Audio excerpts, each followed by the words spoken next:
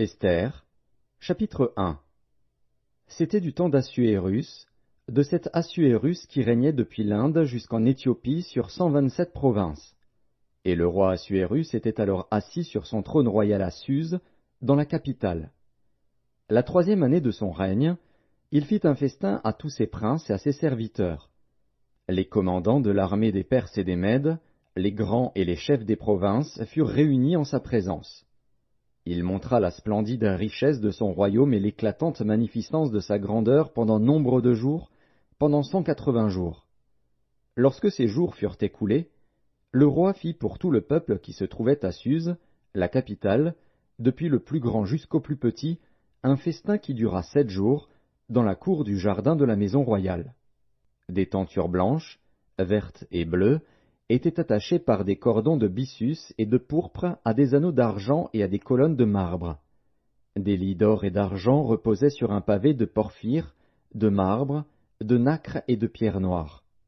On servait à boire dans des vases d'or, de différentes espèces, et il y avait abondance de vin royal, grâce à la libéralité du roi. Mais on ne forçait personne à boire, car le roi avait ordonné à tous les gens de sa maison de se conformer à la volonté de chacun.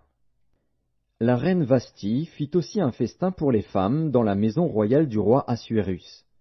Le 7e jour, comme le cœur du roi était réjoui par le vin, il ordonna à Méhuman, Biztha, Harbona, Bigtha, Abagtha, Zétar et Carcas, les 7 eunuques qui servaient devant le roi Assuérus, d'amener en sa présence la reine Vasthi avec la couronne royale, pour montrer sa beauté au peuple et aux grands, car elle était belle de figure.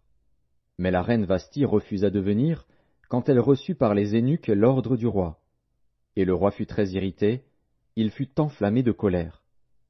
Alors le roi s'adressa aux sages qui avaient la connaissance des temps, car ainsi se traitaient les affaires du roi, devant tous ceux qui connaissaient les lois et le droit.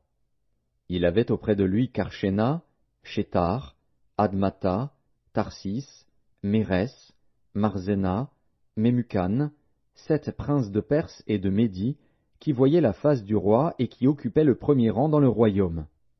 Quelle loi, dit-il, faut-il appliquer à la reine Vasthi, pour n'avoir point exécuté ce que le roi Assuérus lui a ordonné par les eunuques? Mémucan répondit devant le roi et les princes.